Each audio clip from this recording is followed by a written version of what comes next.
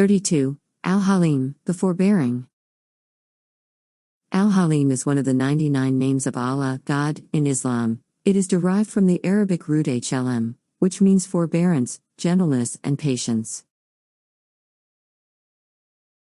Al-Halim refers to Allah's attribute of being the most forbearing, the most patient, and the one who exercises perfect restraint in his treatment of his creation.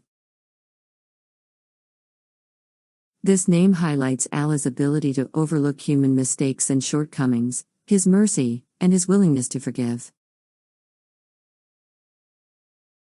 It reminds Muslims of the importance of exercising restraint, patience, and forgiveness in their own lives.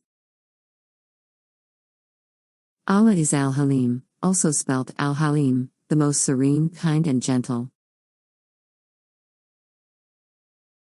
He does not punish people for every sin. He tolerates and is most gracious and merciful.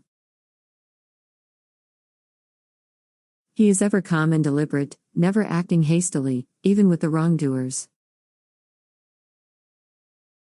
He gives us the opportunity to learn and be kind.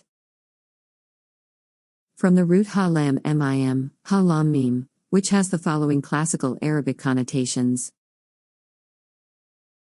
to be forbearing, mild, lenient, clement, to be forgiving, gentle, deliberate, to be leisurely in manner, not hasty, to be calm, serene, to manage one's temper, to exhibit moderation.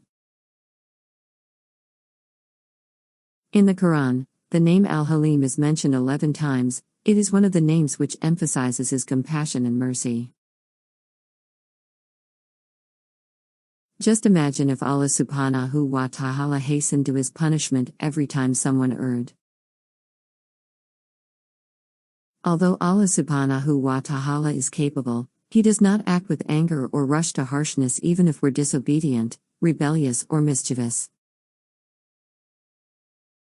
And if Allah were to impose blame on the people for their wrongdoing, He would not have left upon the earth any creature, but He defers them for a specified term.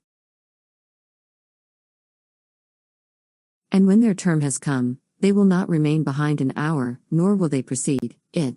Quran 16:61.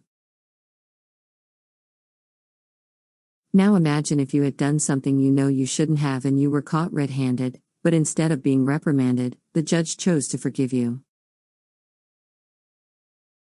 Wouldn't you express immense gratitude? A sense of redemption would overtake your psyche, and you made a vow to never repeat the same mistake, to walk the straight path. This is the same way we should look at Allah's forbearance. He's patient with His verdict, and He keeps giving us second chances, but some think that they're getting away with it. They fall further and further away from the fold of Islam by repeating the same mistake and are not mindful of the final judgment that awaits them. Indeed, those of you who turned back on the day the two armies met, it was Satan who caused them to slip because of some blame they had earned, but Allah has already forgiven them. Indeed, Allah is forgiving and forbearing. Quran 3:155. Kind speech and forgiveness are better than charity followed by injury, and Allah is free of need and forbearing. Quran 2:263. The seven heavens and the earth and whatever is in them exalt Him, and there is not a thing except that it exalts Allah by His praise, but you do not understand their way of exalting. Indeed, He is ever forbearing and forgiving. Quran 17:44.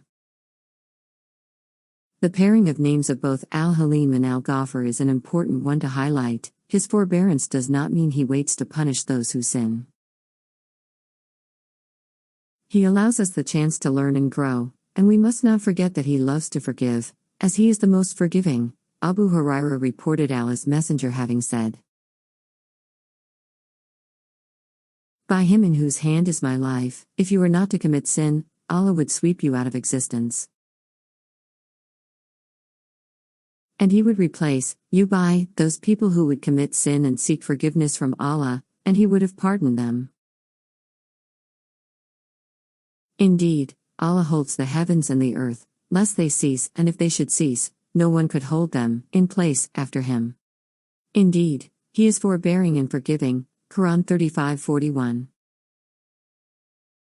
We can try to characterize ourselves by this name to be known as Abd al-Halim. This manifests in reality when we have a chance to take revenge but instead opt for forgiveness and gentleness.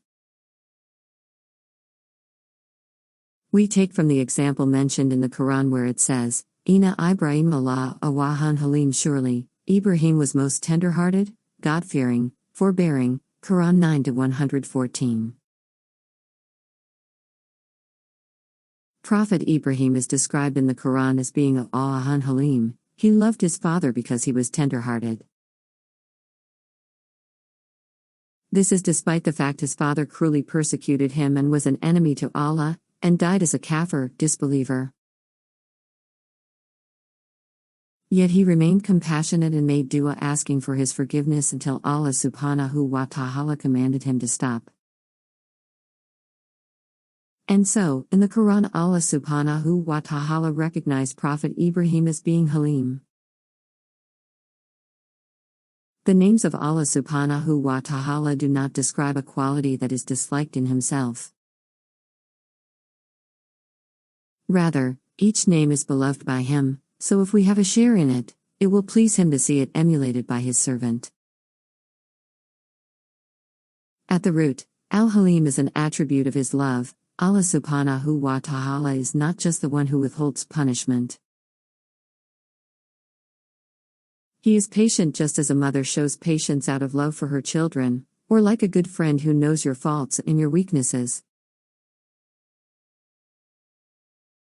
But they stick around and are genuinely concerned about what's best for you. We may push good friends away when we're doing wrong, but when that phase is over, they're still happy to help you with welcoming arms. In the name Al-Latif, we mentioned a hadith, but we'll expand on it a little further here. The Prophet Muhammad says to Aisha, show gentleness, for if gentleness is found in anything, it beautifies it, and when it is taken out from anything, it damages it. Positive feedback loops are powerful, probably much more than we'd like to give them credit. Being generous with compliments, especially when observing good, can encourage more of that behavior. Imagine how destructive it would be to a child's development if you were negative or talked down on them whenever they sought praise. The kid would feel lost or helpless.